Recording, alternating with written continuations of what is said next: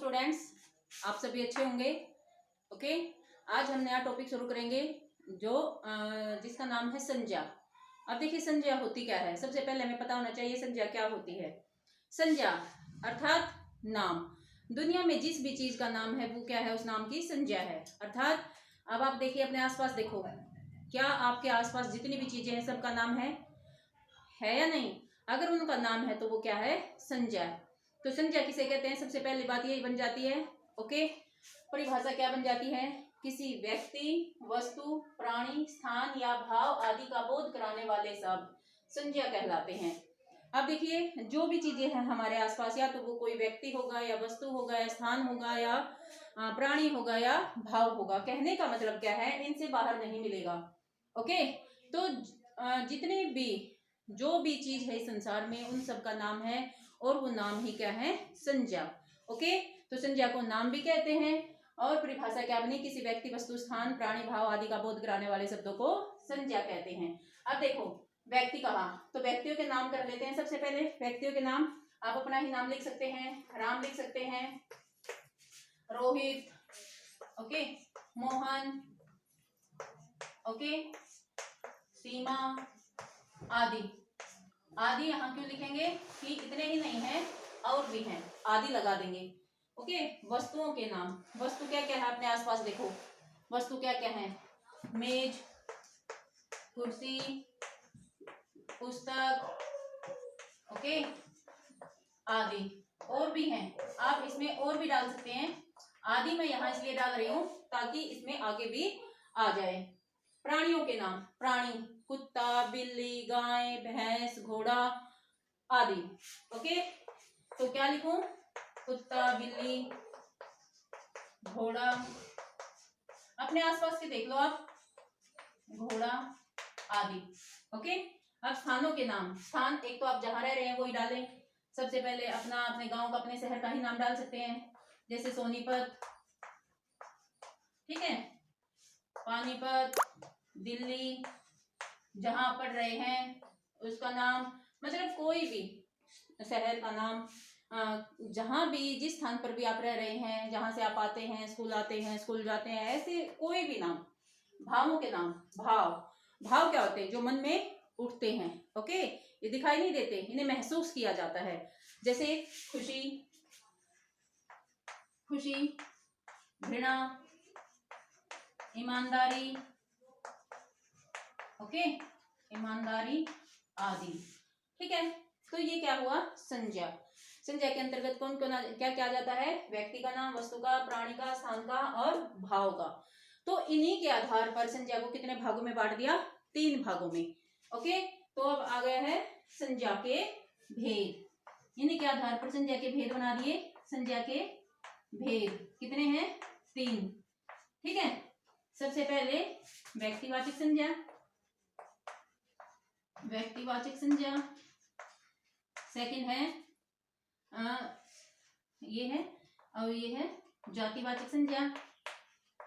ठीक है, और थर्ड है भाववाचक संज्ञा। ओके, तो कितने भेद बताए मैंने? व्यक्तिवाचक, जातिवाचक और भाववाचक। तो संज्ञा के कितने भेद हैं? व्यक्तिवाचक, जातिवाचक, भाववाचक। जितने भी नाम हैं वो इन तीनों के अंतर्गत आ जाते हैं। तो सबसे पहले करेंगे हम व्यक्तिवाचक संज्ञा। क्या करेंगे? व्यक्तिवाचक संज्ञा। ओके, तो व्यक्तिवाचक संज्ञा किसे कहते हैं? देखो बेटा, इनके नाम में छिपा है सब कुछ। ठीक है, सब कुछ इनके नाम में ही। व्यक्ति का बोध कराने वाले, मतलब अब यहाँ व्यक्ति व्यक्ति से नहीं, वस्तु, स्थान, कुछ भी।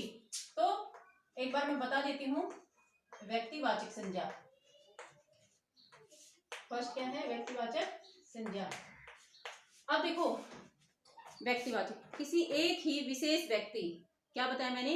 किसी एक ही विशेष व्यक्ति, विशेष वस्तु, एक ही विशेष स्थान, एक ही विशेष प्राणी, ओके, इनका बोध कराने वाले शब्दों को क्या क्या बताया?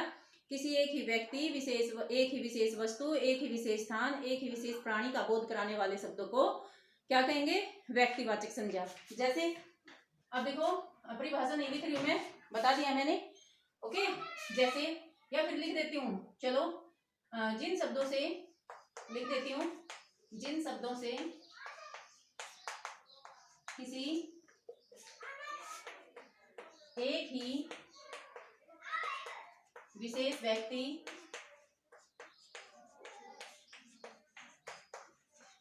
विशेष वस्तु, एक ही विशेष वस्तु, एक ही विशेष स्थान, एक ही विशेष स्थान तथा एक ही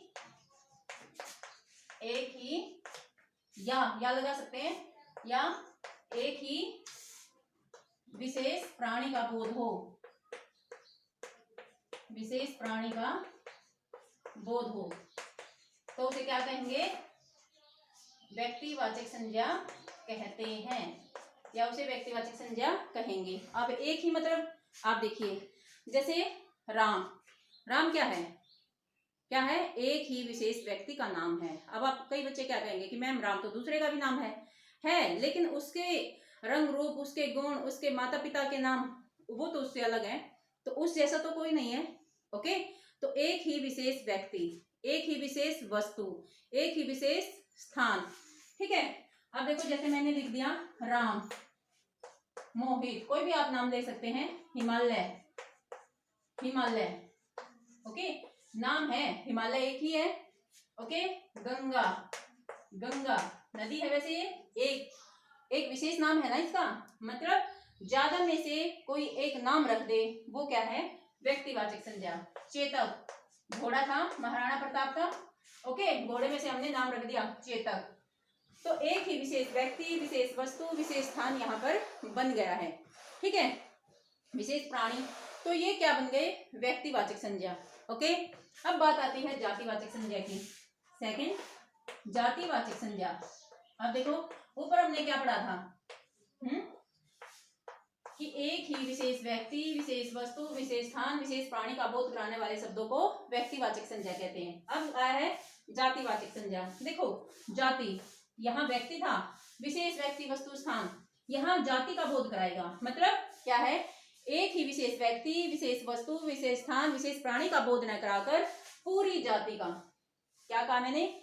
यहाँ एक का बोध करा रहा था, यहाँ पूरी जाति का बोध कराएगा, तो उन्हें जातिवाचक संज्ञा कहेंगे। ओके, एक का बोध न कराकर पूरी जाति का। ओके, वाचक होता बताने वाला, बोध होता ज्ञान, ठीक है। एक ही विशेष व्यक्ति, विशेष वस्तु, विशेष स्थान, विशेष प्राणी का बोध न कराकर जो पूरी जाति का बोध कराए, उन्हें जातिवाचक संज्ञा कहते हैं। जैसे राम, अब देखो राम लड़का है, अगर मैं यहाँ लिख दूं लड़का, ओके, लड़का, ये भी, वो भी, वो भी, वो भी, ओके, उन लड़कों में से एक नाम छाटा था राम, ठीक है, तो ये लड़के, लड़का क्या बन गया? पूरी जाति। हिमालय, हिमालय पर्वत, ओके, पर्वत तो बहुत सारे हैं, उसमें से हमने नाम छाटा था हिमालय, अगर नाम छाट दिया तो बन गया व्यक्तिवाचक, और पर्वत लिख दिया तो बन गया पूरी जाति का बोध करा रहा है। गंगा, अब गंगा है व्यक्तिवाचक, अब मैं क्या लिख दूं? नदी, तो नदी क्या बन गई? जातिवाचक। चेतक, घोड़ा था, घोड़ा था ना, मैं यहाँ घोड़ा लिख दूं तो क्या बन गया? घोड़ा, जातिवाचक। ओके, अब मैं लिख दूं प्रधानमंत्री, देखो प्रधानमंत्री, ठीक है ना, तो प्रधानमंत्री तो बहुत सारे हुए हैं, लेकिन मैं कह दूं नरेंद्र मोदी जी, तो वो हो गए व्यक्तिवाचक और प्रधानमंत्री हो गए जातिवाचक। मैं कह दूं शहर, ठीक है, मैंने कहा सोनीपत, सोनीपत हो गया व्यक्तिवाचक, और मैंने कह दिया शहर तो बन गया जातिवाचक। मैंने कहा दिल्ली, दिल्ली बन गया व्यक्तिवाचक। मैंने कहा राजधानी, राजधानी तो और भी है, वो बन गई जातिवाचक। क्लियर है यहाँ तक? तो ये जातिवाचक के भी दो भेद होते हैं, जातिवाचक संज्ञा के भी दो भेद होते हैं। तो कौन कौन से जातिवाचक संज्ञा के भेद? जातिवाचक संज्ञा के भेद दो होते हैं, ठीक है, द्रव्यवाचक संज्ञा, द्रव्यवाचक संज्ञा, ओके, और समूहवाचक संज्ञा। समूहवाचक, क्या बताया मैंने? द्रव्यवाचक, और दूसरा बना समूहवाचक। ओके, द्रव्यवाचक संज्ञा किसे कहते हैं? अब बात आती है द्रव्यवाचक। ओके, तो द्रव्यवाचक किसे कहेंगे? नाम में ही कहा है, छिपा है सब कुछ, क्या? द्रव्य, द्रव्य मतलब लिक्विड, ओके, लेकिन यहाँ लिक्विड लिक्विड नहीं, ठोस चीजें भी आ जाएंगी। जिन संज्ञा शब्दों से, क्या बताया मैंने? ऐसे संज्ञा शब्द जिनसे किसी दूसरी वस्तु के बनने का बोध हो। ऐसे संज्ञा शब्द जिससे कोई दूसरी वस्तु बनाई जा सके उसे हम कहते हैं द्रव्यवाचक संज्ञा। क्या बताया? द्रव्यवाचक। ठीक है, द्रव्यवाचक संज्ञा। अब एक तो द्रव चीजें ही जैसे पानी आ गया, और दूसरी ठोस चीजें भी जिससे कोई दूसरी वस्तु बनाई जा सके। तो परिभाषा क्या हुई? जिन संज्ञा शब्दों से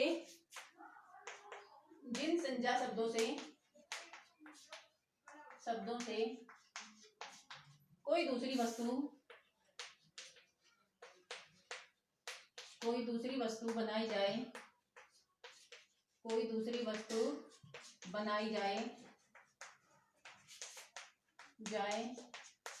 उसे क्या कहेंगे? उन्हें द्रव्यवाचक। जिन शब्दों से, तो उन्हें आ जाएगा, उन्हें द्रव्यवाचक संज्ञा कहते हैं। द्रव्यवाचक संज्ञा कहते हैं।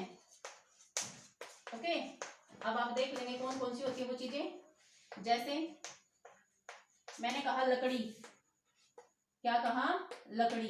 अब आप बताइए, क्या लकड़ी से कोई दूसरी वस्तु बन सकती है? यस और नो? हाँ जी, बन सकती है। क्या? दरवाजा बन सकता है, खिड़की बन सकती है, मेज बन सकती है, स्टूल बन सकता है, ओके, बेड बन सकता है, बहुत सारी चीजें बन सकती हैं। तो जो जिनसे कोई दूसरी वस्तु बनाई जा सके, ओके।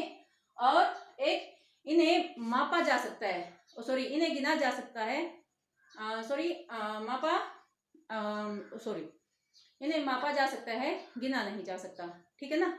माप सकते हैं, किलो, 2 किलो, लीटर, ठीक है, माप सकते हैं लेकिन गिना नहीं जा सकता। जैसे अब हमने ले लिया दूध से क्या बन सकता है? पनीर बन सकता है, खीर बन सकती है, और भी बहुत सारी चीजें, आइसक्रीम बन सकती है। ठीक है ना? आप मतलब वो चीजें देख लीजिए जिससे कोई दूसरी वस्तु बनाई जा सके। ठीक है, तो वो क्या बन जाएंगी?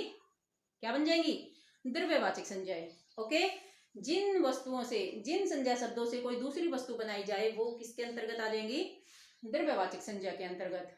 ओके, जैसे आप देख लीजिए, तेल देख लो, आटा देख लो। आटे से क्या क्या बना सकते हैं? खुद सोचो। रोटी, पराठा, चूरमा, और बोलो, बहुत सारी चीजें। ठीक है, तो ये क्या है? हलवा। तो ये सारी चीजें, जो भी एक चीज से कोई दूसरी वस्तु बनाई जा सके वो क्या कहलाएंगे? द्रव्यवाचक संज्ञा। ठीक है, क्लियर है? अब लास्ट है, इसका दूसरा भाग है समूहवाचक संज्ञा। समूहवाचक, अब देखो नाम में ही छिपा है सब कुछ। समूह का बोध कराए। समूहवाचक संज्ञा, जिन संज्ञा शब्दों से किसी एक का बोध न होकर पूरे समूह का, पूरी जाति का, पूरे वर्ग का, पूरे दल का बोध हो। ओके, जिन संज्ञा शब्दों से किसी एक का बोध न होकर पूरी जाति, पूरे वर्ग, पूरे दल, पूरे समुदाय का बोध हो, उन्हें क्या कहेंगे? समूहवाचक संज्ञा। ओके, जैसे आपने क्या दिया? कक्षा। क्या कह दिया? कक्षा। ओके, तो कक्षा, अब कक्षा बनी कैसे? जब उसमें बच्चे बैठे होंगे। ओके, तो बच्चों का जो समूह बैठा होगा उसी को कक्षा नाम कहा ना। ओके, परिवार। क्या एक व्यक्ति से परिवार कहलाया जा सकता है? तो परिवार में जो सदस्य होंगे वो सब मिलकर क्या बना है? परिवार। टीम, क्या टीम एक व्यक्ति की होती है? हाँ, जब उसमें वो खेलने वाले सारे टीम मेंबर मिले हैं तब बनी टीम। सेना, क्या एक व्यक्ति की सेना होती है? झुंड। ये सारे इसके अंतर्गत आ जाएंगे। ठीक है, और गुच्छा। ठीक है, जैसे चाबियों का गुच्छा, क्या एक चाबी से वो गुच्छा बन जाएगा? चाबी रहेगी लेकिन उसमें कई सारी चाबियां डाल दी जाए तो वो क्या बन जाएगा? गुच्छा। ठीक है ना? तो ये बन गए समूहवाचक संज्ञा। एक बार मैं थोड़ा सा 1-2 मिनट के अंतर्गत सारे को करवा देती हूँ। सबसे पहले किया हमने संज्ञा की परिभाषा।